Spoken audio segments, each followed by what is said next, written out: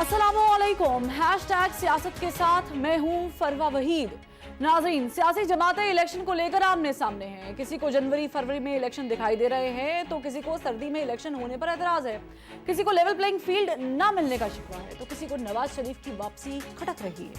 कोई जमात इलेक्शन बयानिया लेकर खामोशी इख्तियार किए हुए है तो कोई जमात मुफाहमत या मज़ाहमत के बयानिए के दरमियान अटकी हुई है।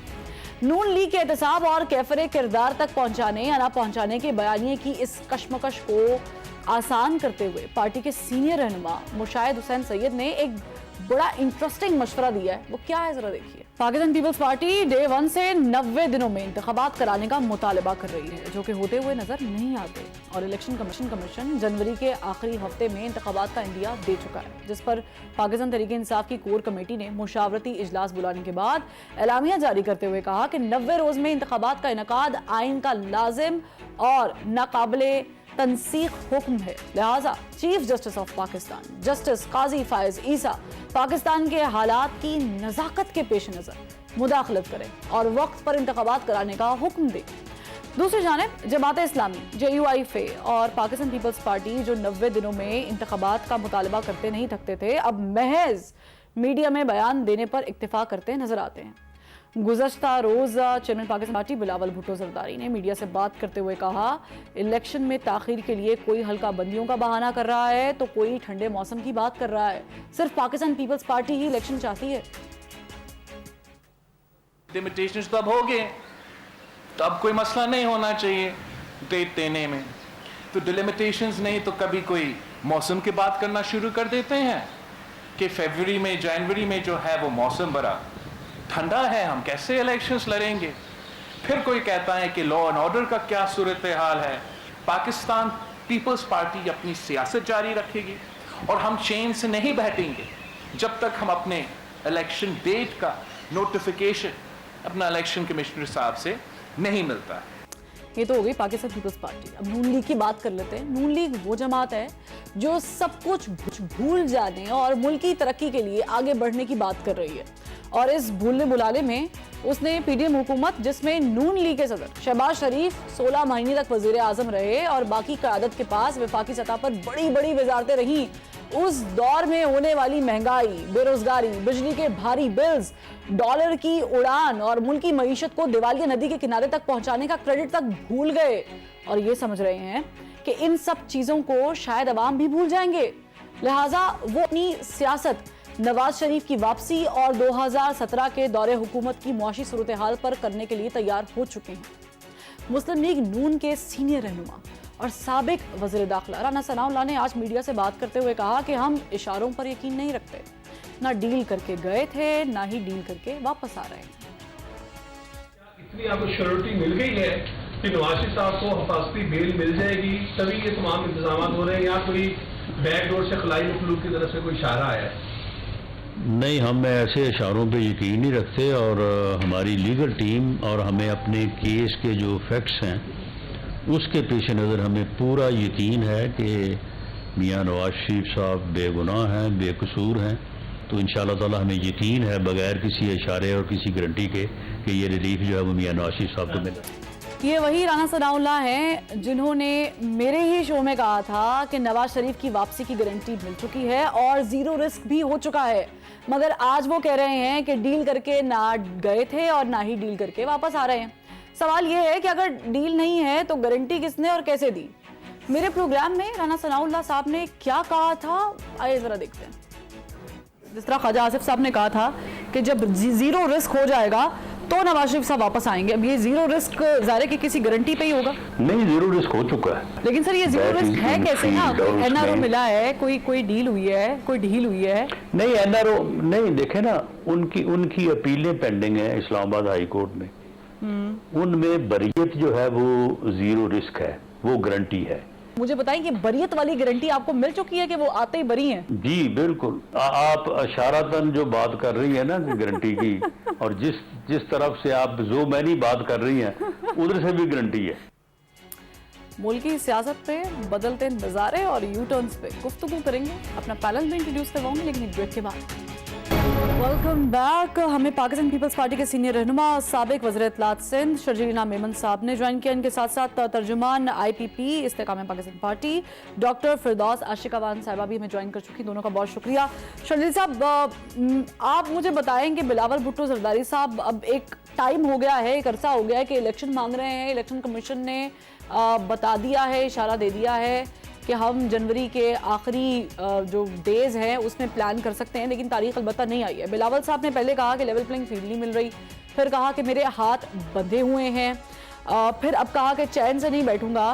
तारीख मांग रहे हैं, ये तारीख तो ज़ाहिर इलेक्शन कमीशन ने देनी है, लेकिन ऐसा तासुर आ रहा है कि बिलावल साहब जो है, ये जिससे भी तारीख मांग रहे हैं, वो सिर्फ इलेक्शन कमीशन नहीं है। मैडम शुक्रिया जी। देखें जी, आपको जिस तरह भी लगता हो, लेकिन मुझे ये पता है कि चेयरमैन पाकिस्तान पीपल्स पार्टी बिलावल भुट्टो जरदारी साहब इलेक्शन कमीशन से तारीख मांग रहे हैं और कोई गलत चीज नहीं मांग रहे। दूसरी बात ये, उसकी रीजनिंग भी है। रीजनिंग ये है कि इलेक्शन कमीशन ने की वजह से इस वक्त पूरा मुल्क जो है वो एक कहते हैं कि जी सारे काम और मुल्क की सारी सूरत हाल जो है वो एक हॉल्ट का शिकार है। पूरे पाकिस्तान में सैलाब आए, सबसे ज्यादा सैलाब सिंध में आए और सिंध में सैलाब की वजह से जो बहुत बड़ी तबाहकारियां हुई। वर्ल्ड बैंक, फेडरल गवर्नमेंट सब ने वेरीफाई किया कि 21 लाख घर जो हैं वो तबाह हुए और वो सिंध हुकूमत ने का प्रॉमिस किया कि हम 21 लाख घर बना के देंगे। उसमें से कुछ घर बनाने हमने शुरू कर दिए। अब वो इलेक्शन कमीशन ने आके जितने भी डेवलपमेंट स्कीम्स थी वो सारी इलेक्शन कमीशन ने बंद करवा दी। केयर टेकर गवर्नमेंट को कहा है कि आप कोई डेवलपमेंट नहीं कर सकते। मुझे एक चीज समझ में आती, अगर कुछ लोग दुनिया में कहाँ ऐसा होता है कि सैलाब से लोग जो है वो उनके घर तबाह बर्बाद हो जाए, वो अब घर अपना तब तक शुरू नहीं करवा सकते जब तक इलेक्शन कंप्लीट नहीं होंगे। या जो डेवलपमेंट स्कीम जो कि बजटेड थी, जो कि वो स्कीम जो कि आपकी असेंबली ने कानूनी तौर पे जो है कानूनी तौर पे वो मंजूर की, वो शुरू नहीं हो सकती क्योंकि इलेक्शन कमीशन ने कहा है कि आप कोई डेवलपमेंट करेंगे नहीं। तो बिलावल भुट्टो जरदारी साहब ने एक बहुत लॉजिकल बात कही है और अगर मैं इसको एक सेकंड में आपकी बात को इसमें पूरा कर दूंगा। बकौल आपके कीजिए, इलेक्शन कमीशन ने कहा कि जी जनवरी के एंड में होंगे इलेक्शन, ठीक है। मैं एक सेकंड के लिए एक राय दे देता हूं कि जनवरी के एंड मतलब आखिरी हफ्ता समझे कि जनवरी के अगर एंड में हो जाए 21 जनवरी से लेकर 30 जनवरी तक होंगे। यही मकसद इलेक्शन कमीशन का। हम कहते हैं कि मैं अपनी तरफ से कहता हूं कि आप 30 जनवरी की डेट दे दें। अगर इलेक्शन कमीशन कहता है जनवरी में होंगे ना, 30 जनवरी की डेट दे, अनाउंस कर दे, शेड्यूल अनाउंस कर दे। इसमें कपाहत क्या है? सही है। अच्छा, आपको ये क्या रीजन क्या लग रही है? क्योंकि ज़ाहिर है कि इलेक्शन कमीशन ने पहले तो ये भी अनाउंस नहीं किया था कि एक्सपेक्ट कब कर सकते हैं हम इलेक्शंस, हो कब सकते हैं, मुतवक्के कब है। अब चूंकि उन्होंने बहुत ज्यादा टाइम गुजरने के बाद, अगर मैं कहूँ तो गलत नहीं होगा, लेकिन उन्होंने बिलहक आखिर बता दिया। आपको लग रहा है कि बहुत ही जल्दी इलेक्शन कमीशन जो है वो आपके स्टांस को मद्देनजर रखते हुए ये भी डेट भी अनाउंस कर देगा, या अगर डेट अनाउंस नहीं होगी तो फिर पाकिस्तान पीपल्स पार्टी क्या करेगी?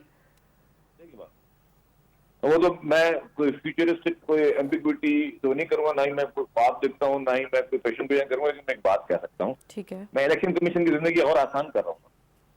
पीपुल्स पार्टी की तरफ से मैं इलेक्शन कमीशन की जिंदगी को बहुत आसान कर रहा हूँ कि जी आपने कह दिया लास्ट वीक होगा, लास्ट वीक में कोई भी डेट हो सकती है, आप एक सेकंड के लिए ये कर मान लें और आप 30 जनवरी कर दें और शेड्यूल अनाउंस कर दें।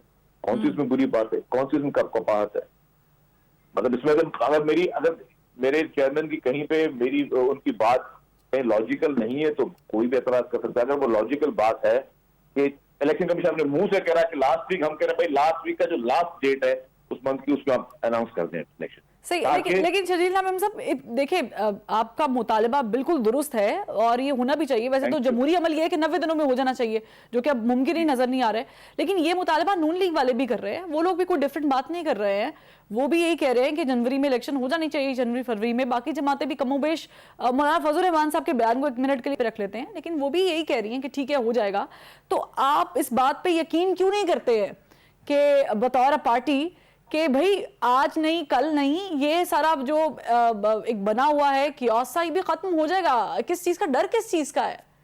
देखिए जी, पीएमएलएन की मैं भी कोई नहीं करूंगा बात, लेकिन पीएमएलएन ने तो और ज्यादा एम्बिग्यूटी क्लियर की थी ना। अच्छा, कैसे? अब वो कैसे है कि जब इलेक्शन कमीशन ने डेट अनाउंस जनवरी की नहीं की, ठीक है, जब पीपुल्स पार्टी को पता नहीं था, आप एक नोन एंकर हैं एंकर पर्सन है, सहाफी, आपको पता नहीं था कि इलेक्शन कब होने थे, लेकिन पीएमएल वाहिद जमात थी जो कह रही थी कि फरवरी में इलेक्शन होंगे, और बहुत ही धड़ल्ले के साथ कह रहे थे, और एक नहीं 6 लीडर कह रहे थे कि फरवरी में इलेक्शन होंगे, फरवरी के एंड में इलेक्शन होंगे। हो सकता है उनको ख्वाब आती हो रात को कुछ नहीं, ख्वाब अगर एक साथ सीरीज में कोई देख रहा है तो अलग बात है कि जब कुछ पार्टी को पता नहीं है, एक स्टेक होल्डर है, किसी और पॉलिटिकल पार्टी को पता नहीं है, स्टेक होल्डर है, मुल्क के किसी इदारे को पता नहीं है, स्टेक होल्डर है, सिर्फ एक जमात कह रही है कि नहीं जी इलेक्शन जो है वो फरवरी के एंड में होंगे। वो तो इलेक्शन कमीशन से पहले तो पीएमएलएन ने डेट अनाउंस कर दी ना, मतलब तो ये कुछ एम्बिग्यूटी थी जिसपे ही चेयरमैन साहब ने कहा कि अगर जो चीज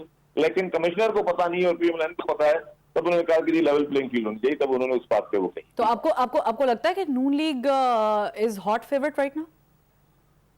नहीं, मेरी बात है वो ये कोई डरबी नहीं हो रही, कोई रेस नहीं हो रही कि कौन हॉट फेवरेट है, कौन हॉट फेवरेट नहीं है। ये हॉट फेवरेट कौन है, ये फैसला अवाम करेगी। ठीक है, और ये अवाम को करना ही चाहिए। और अवाम सोच समझ के करेगी, तमाम चीजों का तकाजा लगा के करेगी, अवाम हिस्ट्री देखकर करेगी।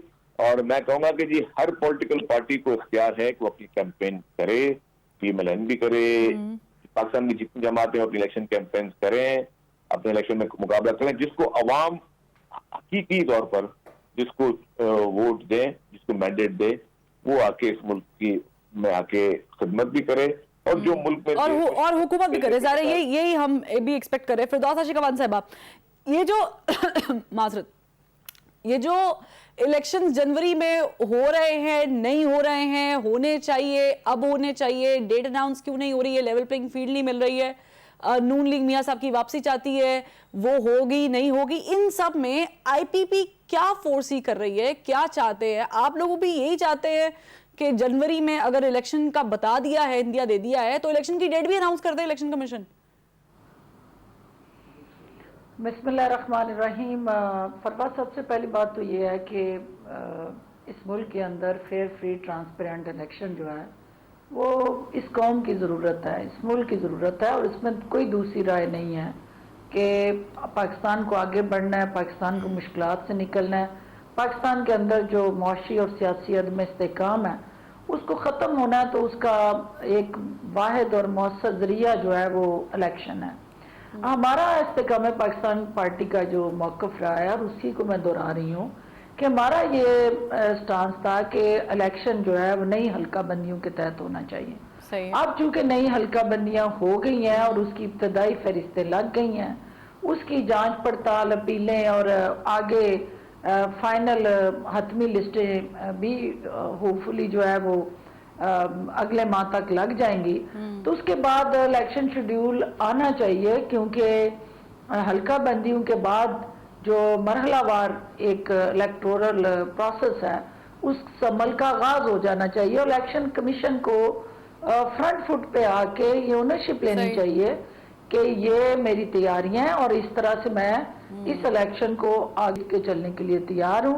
और इस मुल्क के अवाम को जब आप अफरा तफरी, इंतशार और गैर यकीनी जो सूरत हाल है उससे निकालने का एक वाहिद फार्मूला। डॉक्टर साहब, ये जो गैर यकीनी, ये आपने बड़ा अच्छा पॉइंट उठाया है कि जो गैर यकीनी की आपने बात की ना, ये गैर यकीनी सादा सा सवाल है, हुई किस वजह से? पॉलिटिकल पार्टी के एक पेज पर तमाम पॉलिटिकल पार्टी के ना होने की वजह से हुई है when we talk about elections, या इसके पीछे कोई और मुहर्रिकात या कोई और पॉलिसीज चल रही हैं? ये गैर यकीनी स्टार्ट कहाँ से हुई है? देखिए, ये गैर यकीनी स्टार्ट हुई 9 मई से। हमारी एक सियासी अखाड़े की एक ऐसी जमात जिसको सियासत के लैंडस्केप के अंदर उस पॉलिटिकल एनवायरनमेंट में एडजस्ट होने का तजर्बा नहीं था।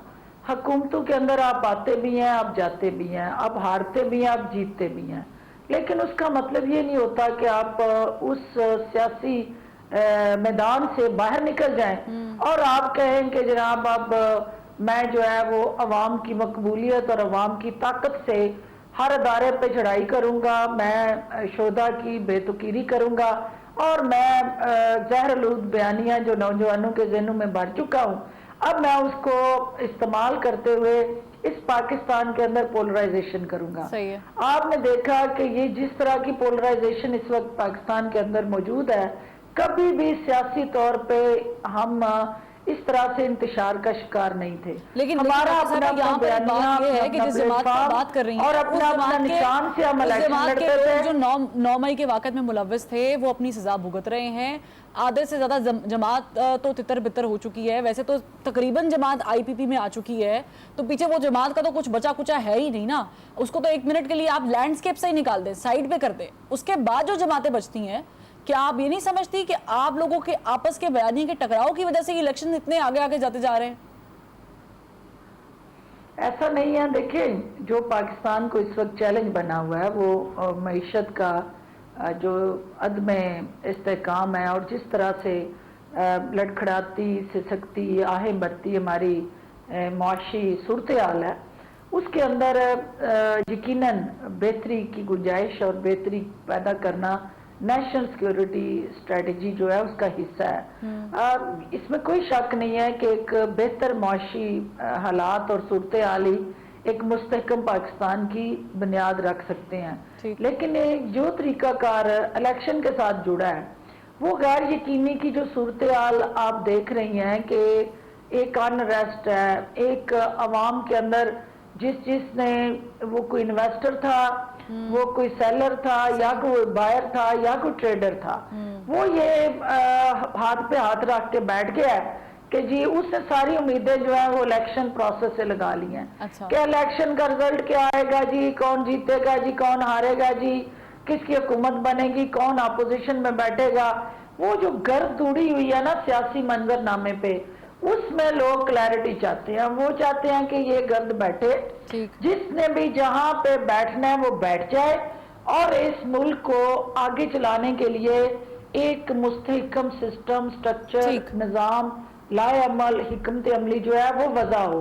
तो इसलिए ये जरूरी है कि जो इलेक्शन कमीशन की मजबूरियां या जिम्मेदारियां या फराइज जहां पे वो समझते हैं कि हमें जो है वो हल्का बंदियों के बाद यहाँ प्रॉब्लम्स है या कैपेसिटी का इशू है या प्रॉपर ओरिएंटेशन का इशू है या कोई फाइनेंसिस का इशू है, उसे एड्रेस करना चाहिए। वो जल्द गवर्नमेंट को एड्रेस करने चाहिए और निगरानों का काम ही इलेक्शन की निगरानी करना है। तो वो निगरान जिनको इलेक्शन की निगरानी के लिए लाया गया, अगर अपना रोल प्ले नहीं करते या इस इंतशार और इस अदम इस्तेहकाम की और गैर यकीनी सूरत हाल से कौम को नहीं निकालते, तो ये पाकिस्तान के लिए हर आने वाला दिन जो है वो मुश्किल दिन बनता है। अल्लाह ना करे। लेकिन निगरान हुकूमत की आपने बात की, निगरान हुकूमत डॉक्टर साहिबा, उससे निगरान हुकूमत मुझे लगता है की जरूरत कि इलेक्टेड गवर्नमेंट जितना या किसी शोबों में जिस तरीके से डॉलर को पकड़ा जा रहा है, स्मगलिंग पकड़ी जा रही है, शजीना मेमन साहब, वो तो मुझे लगता है कि ज्यादा किरदार अदा कर रहे हैं। ये काम तो 16 महीनों में भी हो सकता था, लेकिन बयानिए की तरफ आ जाते हैं। अब चूंकि जाहिर है कि इलेक्शन आज नहीं कल नहीं, ये तो होने तो हैं शजील साहब, लेकिन ये जो बयानिया नून लीग का सामने आया, थोड़ा इसे मैं आसान अल्फाज में कह देती हूँ क्योंकि मैं कोई ऐसा लफ्ज़ नहीं बोलना चाहती। ये जो फैज़ हमीद के खिलाफ और फिर जनरल बाजवा के खिलाफ ये पूरा एक बयानिया बनाया गया और फिर उस पर एक सॉफ्ट यूटर्न लिया गया। आप समझते हैं कि ऐसे बयानिए किसी सियासी जमात को, खास करके नून लीग जैसी जमात को हेल्प आउट कर सकते हैं टू गेन वोट्स? देखिए जी, ये इसका जवाब नून लीग खुद दे तो बेहतर है। मुझे नहीं लगता कि मुझे मुनासिब लगता कि मैं नून लीग की किसी पॉलिसी पे या उनकी लीडरशिप पे नहीं। आप एक बड़ी जमात से ताल्लुक रखते हैं, आप लोगों ने डिक्टेटरशिप का सामना किया है, आप लोगों ने भी इस तरह के प्रोसीजर सारे देखे हुए हैं, लेकिन आप लोगों ने कभी ऐसा बयानिया नहीं बनाया ना। देखिए, पीपल्स पार्टी के साथ अगर इस मुल्क में हकीकी तौर पर देखा जाए तो सबसे ज्यादा जुल्म, ज्यादती पाकिस्तान पीपल्स पार्टी के साथ हुई। और इसमें मैं ये नहीं कि मैं कह रहा हूं तो बस सही होगी बात, ये हिस्ट्री, ये फिरदौस आशिक रहमान साहबा काबिल एहतराम है मेरे लिए, ये भी इस चीज को तस्लीम करेंगी कि जो कुर्बानी पाकिस्तान पीपल्स पार्टी की लीडरशिप ने इस मुल्क के लिए दी है, पाकिस्तान में आज दिन तक कोई भी पॉलिटिकल पार्टी या लीडर नहीं दे सका है। चाहे वो शहीद जुल्फकार अली भुट्टो साहब हों, चाहे शहीद मोहतरमा बेनज़ीर भुट्टो साहबा हों, या 12 साल की जो जेल जिस तरह मोहतरमा आसिफ जरदारी साहब ने काटी, ये मतलब पाकिस्तान की हिस्ट्री में सारी चीजें लिखी जाएंगी, इसमें कोई चीज दो नहीं है। और जो पाकिस्तान के लिए जिस तरह एटमी ताकत हो, जिस तरह पाकिस्तान को आइन दिया हो, जिस तरह शिमला मुआहदा हो, जिस तरह जो चीजें जुल्फिकार अली भुट्टो साहब ने की हैं या मिजाज तख्त वाली शहीद मोहतरम भुट्टो साहबा ने दी, या फिर आसिफ अली जरदारी साहब ने जिस तरीके से खैबर पख्तूनख्वा को हुकूक दिए, आगाज बलूचिस्तान हुकूक किया, जिस तरह आइन को अपने असल शक्ल में बहाल किया, अपने सदारती जो जितने भी पावर से जिस तरह उन्होंने पार्लियामेंट को की, मतलब ये सारी हिस्ट्री में लिखी जाने वाली चीजें, इसमें कोई चीज छुपी हुई नहीं है। पीपुल्स पार्टी ने देखिए आमरीत का मुकाबला किया, उस पार्टी कभी डरी नहीं। पीपुल्स पार्टी ने जनरल ज़िया-उल-हक का मुकाबला किया, मुशर्रफ का मुकाबला किया, लेकिन पीपुल्स पार्टी ने एक और काम किया, आमरीत का मुकाबला किया लेकिन कभी किसी इंस्टीट्यूट को निशाना नहीं बनाया। सुप्रीम कोर्ट ने एक अदालती कत्ल किया शहीद जुल्फिकार अली भुट्टो साहब का, पीपुल्स पार्टी ने कभी किसी कोर्ट पे हमला नहीं किया, पीपुल्स पार्टी ने कभी उस इदारे को जो है। ठीक है इनाम साहब साथ ही रहेगा। आबिद शेर अली साहब ने ज्वाइन किया है, मुस्लिम लीग नून के रहनुमा। आबिद शेर अली साहब, मुझे ये बताएं कि ये जो इलेक्शन के ऊपर एक बड़ा कियास हुआ है कि इलेक्शन जनवरी में एक जमात कह रही है, दूसरी कह रही है कि हम भी चाहते हैं। अब ये जो इलेक्शन अगर जनवरी से भी आगे चले गए खुदा न ख्वास्ता, तो मुस्लिम लीग नून का क्या रिएक्शन होगा इस पे? जी बहुत शुक्रिया आपका। देखिए कि ये ऐसे ही बैठकर अपनी प्रेडिक्शन करने सब, और एक इलेक्शन कमीशन बाइख्तियार अदारा है जो डिलिमिटेशन के लिए उन्होंने एक टाइम मांगा था, और हल्का बंदियां ऑलमोस्ट मुकम्मल होती जा रही हैं, और उन्होंने लास्ट डेट भी दी है जिन्होंने अपीलें करनी है। तो एक प्रोसेस है, ड्यू प्रोसेस है। ये पीपल्स पार्टी इत्तेहादी थी, इन्होंने मिल बैठकर ये कानून पास किया नेशनल असेंबली में कि ये मर्दमशुमारी के मुताबिक जो फिर नई हल्का बंदियां होंगी तो उसके ऊपर इलेक्शन होंगे। सेंसस के बाद डिटरमिनेशन का अमल जारी है और उसमें 4 माह लगते हैं। ये आईनी तकाजा है, ये किसी के घर की बात नहीं है। बड़ा एहतराम है इन तमाम पॉलिटिकल पार्टी के लिए, लेकिन इनको घबराने की जरूरत नहीं है। अपने जो मंशूर है उस पर इलेक्शन लड़े। इलेक्शन इंशाल्लाह ताला जो डेट्स हैं उस पर जनवरी एंड फरवरी, जो भी डेट्स दी हैं फरवरी एंड पर वहाँ पे इलेक्शन होंगे, क्योंकि आगे फिर नहीं, लेकिन अभी तक डेट अनाउंस नहीं हुई है आबिद अली साहब, अभी तक डेट अनाउंस नहीं हुई है। 90 डेज के अंदर उन्होंने 90 डेज की वो डेट देनी है, जब हल्का बंदियां जो पूरी एतराजात के बाद पूरी हो जाएगी। 90 रोज कबल जो तरीकाकार है, 90 रोज कबल वो अपनी शेड्यूल देंगे, जिसके मुताबिक जो भी कागजात नामजदगी है वो सब कुछ होगा, आपके सामने होगा इंशाल्लाह ताला। फरवरी के अंदर कौमी और सूबाई इंतखाबात होंगे। चले ठीक है, लेकिन आबिद अली साहब यहाँ पे एक ये भी तासुर आ रहा है सामने कि ये जो इलेक्शन में ताखीर हो रही है इसका फायदा बराह रास्त नून लीग को नवाज शरीफ साहब की वापसी की सूरत में मिल रहा है। मैं आपसे जवाब इसका जानूंगी, एक ब्रेक का कहा जा रहा है, ब्रेक लेते फिर वापस आते हैं। Welcome back. आबिद अली साहब बताइएगा कि ये वाकई ये तासुर दुरुस्त है कि मियाँ साहब की वापसी जब तक नहीं होगी इलेक्शन यूं ही आगे जाते जाएंगे? जी, मियाँ नवाज शरीफ साहब इंशाअल्लाह ताला 21 अक्टूबर को पाकिस्तान तशरीफ ला रहे हैं और पार्टी यकसुई के साथ इंशाअल्लाह हम अपने कायद का इस्तकबाल करेंगे। इसमें लोगों को डरने और घबराने की बात नहीं है। कौन लोग डर रहे हैं आबिद अली साहब, किसको घबराहट होगी? पिछले इलेक्शन सब ने नवाज शरीफ को अंदर करके किए थे, इस मरतबा नवाज शरीफ साहब बाहर होंगे, तो बाहर जब होंगे तो लेवल प्लेइंग फील्ड होगा। इसकी जो फिर पॉलिसीज होंगी वो अपनी पार्टी के मंशूर कौम के सामने रखेगा। नहीं, लेकिन आबिद अली साहब ये लेवल प्लेइंग फील्ड क्या है? अब आपको तो मैडम आप नहीं चाहती कि नून लीग की क़यादत नवाज शरीफ साहब करें? नहीं सर, मैं सर न्यूट्रल हूँ। तो मैंने भी सवाल पूछा है सर। मेरी तरफ से तो मेरा सवाल ये है कि आपने कहा कि वो वापस आएंगे, क़यादत करनी चाहिए, वो एक पार्टी के लीड कर रहे हैं, करेंगे, कायदा है हमें नवाज शरीफ साहब। लेकिन कौन नहीं चाह रहा कि वो वापस ना आए? सर आपने कहा घबराहट हो रही है लोगों को, किसको घबराहट हो रही है? ना घबराहट के जी तखीर चाहती है, हम तो तखीर नहीं चाहते। नवाज शरीफ साहब वापस आ रहे हैं, फरवरी के अंदर इलेक्शन होंगे, उस असेंबली का हिस्सा मोहतरम जनाब सर आबिद शरीफ साहब, आप इतने मंजे हुए सियासतदान हैं, इतने बड़े इतने कदावर सियासतदान हैं सर, ऐसा अच्छा नहीं लगता। आपने कहा घबराहट हो रही, किसको? पीपल्स पार्टी को घबराहट हो रही है, JUIF को घबराहट हो रही है, जमात इस्लामी को हो रही है, IPP को हो रही है, किसको हो रही है? JUI का बेहद एहतराम है, मैंने कहा जी तमाम पॉलिटिकल पार्टीज का बेहद एहतराम है। हमने तो पाकिस्तान की अवाम के पास जाना है, अवाम ने जिसको वोट देना है वो इलेक्ट हो जाएंगे।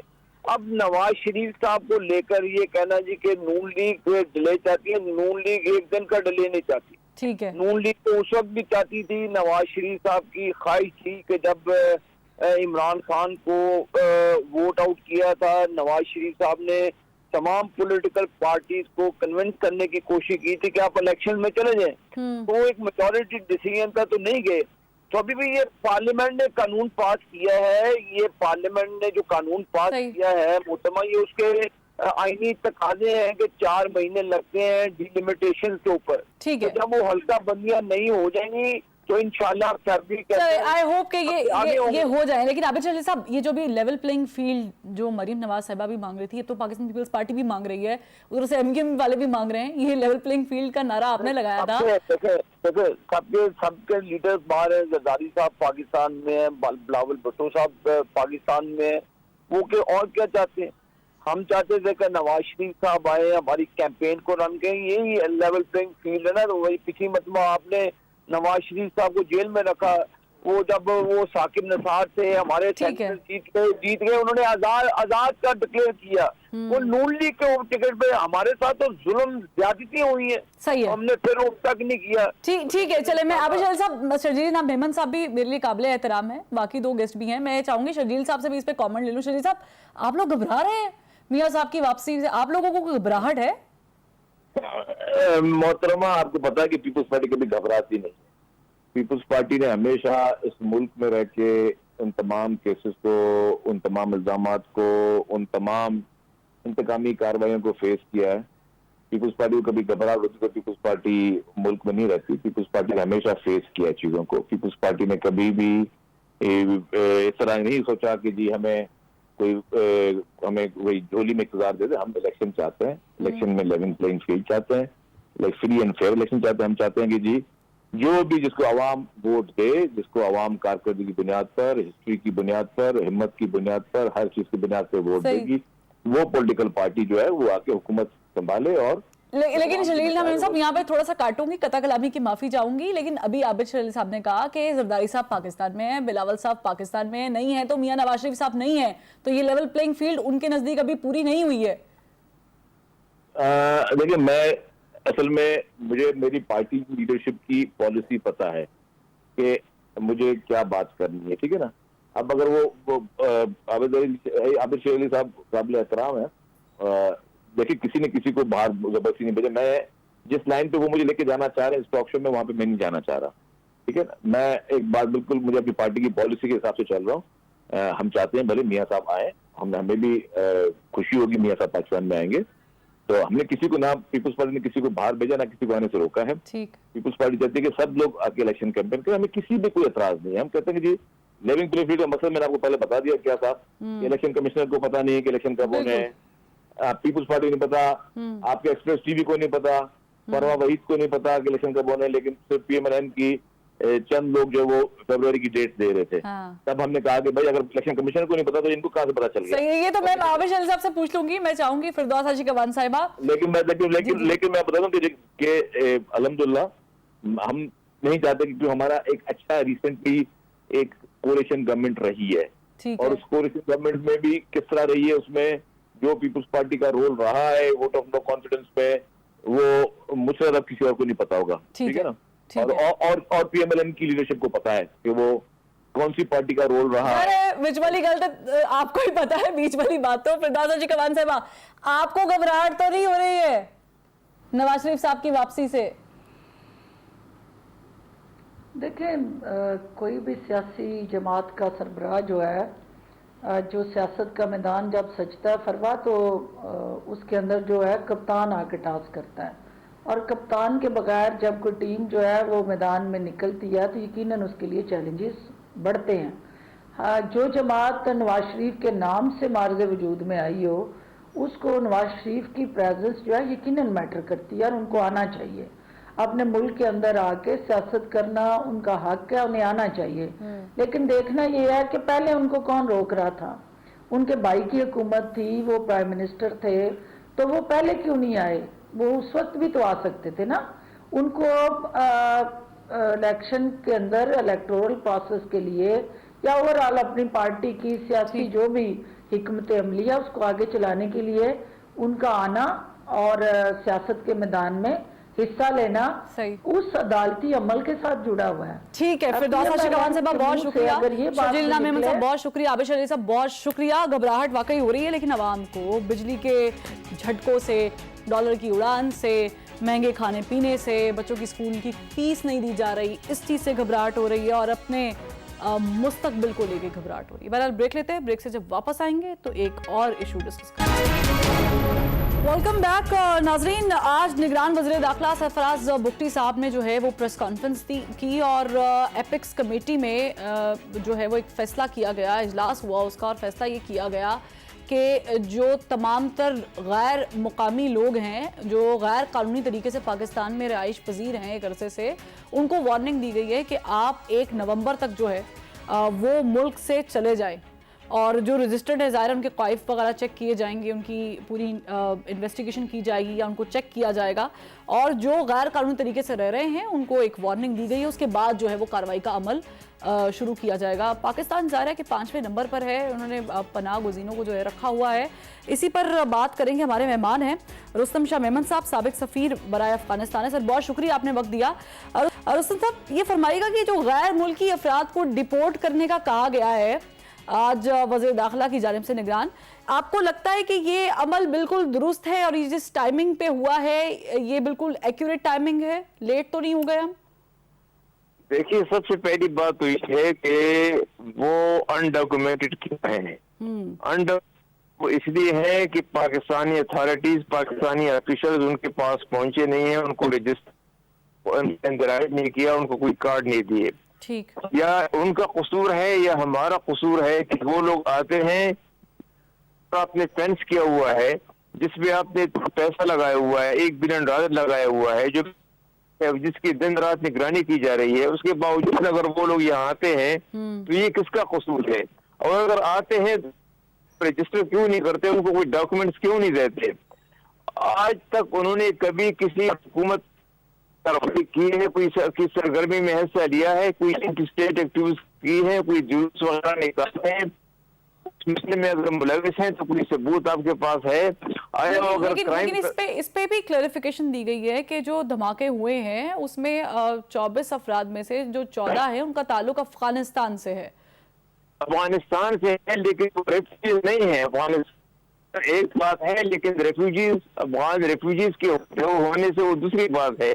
दूसरी बात, तो अगर कोई अफगान रेफ्यूजी जुर्म में मुलविस पाया गया तो उसके खिलाफ कार्रवाई करनी चाहिए। सही है, उसके खिलाफ उसमें हरकत में आना चाहिए। वो जो भी है, कराची में है या लाहौर में है, पेशावर में, क्वेटा में है, जहाँ है, अगर उसने कोई कानून को तोड़ा है तो बड़ा तो नहीं है, उनके खिलाफ कार्रवाई होनी चाहिए। ठीक है, लेकिन रुस्तम शाह साहब यहाँ पर ये भी सवाल पैदा होता है कि अगर ये मरहलावार इसको स्टार्ट करते हैं, उनका इनखला शुरू करते हैं, तो क्या ये मुमकिन हो पाएगा? देखिए, लाखों लोग अफगानिस्तान को छोड़ के जा रहे हैं, मिडल ईस्ट जा रहे हैं, यूरोप जा रहे हैं। वहाँ पे अमरीका ने कोई 8 बिलियन डॉलर उनके एसेट्स रोक लिए हैं। वहाँ पे गुर्बत है, अनएम्प्लॉयमेंट है, वहाँ पे नई हुकूमत बनी, उनके पास वसाइल नहीं है। वसाइल न होने की वजह से उन्होंने अमेरिका सफारत खाना बंद कर लिया है, उनको पास खानों के लिए पैसे नहीं है। तो ऐसे माहौल में आप उनको धकेलना, ये मेरा ख्याल है कि ये गलत है। साल से वो वहाँ रह रहे हैं, अगर उनको कोई क्रिमिनल रिकॉर्ड नहीं है तो सिर्फ इस बिना पे कि उनके पास कार्ड नहीं है, उनके पास कोई आइडेंटिटी नहीं है, सिर्फ इसी बुनियाद पे उनको निकालना, ये इंटरनेशनल कवानीन की भी खिलाफ वर्जी होगी और एक तूफान खड़ा हो जाएगा, जो गुडविल आपकी है अफगानिस्तान में वो सब के सब खत्म हो जाएगी। फिर आप कैसे तस्वुर करेंगे कि पाकिस्तान से बिजली अफगानिस्तान की तरफ से आएगी, तुर्कमेनिस्तान से गैस अफगानिस्तान की तरफ से आएगी और अफगानिस्तान का रोकत मिल जाएगा और ये होगा वो होगा, ये सारी बातें तो बिल्कुल हवा में उड़ जाएंगी। फिर तो आपकी ये दोस्ती भी बन जाएगी। तो मैं कहता हूँ, मैं समझता हूँ कि एपेक्स कमेटी को कुछ ऑब्जेक्टिव रियलिटीज है, जो ग्राउंड रियलिटीज है, उनको दिखना चाहिए। ठीक है, यानी ग्राउंड रियलिटीज भी थोड़ी सी इससे मुख्तलिफ है जो हमें तासर मिलता है। रुस्तम शाह साहब, आपने वक्त दिया, ये ऐसे ही है। ज़ाहिर है कि बहुत सारे अफगान लोग जो हैं पाकिस्तान में बसे हुए हैं, लेकिन वो रजिस्टर्ड नहीं है। उनकी वजूहात क्या है, क्यों नहीं हुए, इदारे नहीं पहुंचे, वो नहीं पहुंचे। लेकिन इस पूरी कशमकश में एक बार फिर एक बहुत लंबा प्रोसीजर होगा वापस अपने वतन जाने का। लेकिन हुकूमत ने ये फैसला अगर किया है तो जाहिर है इसको मैनेज भी किया जाएगा और होना भी चाहिए। बहरहाल नाज़रीन, कल फिर मुलाकात करते हैं। अल्लाह हाफ़िज़।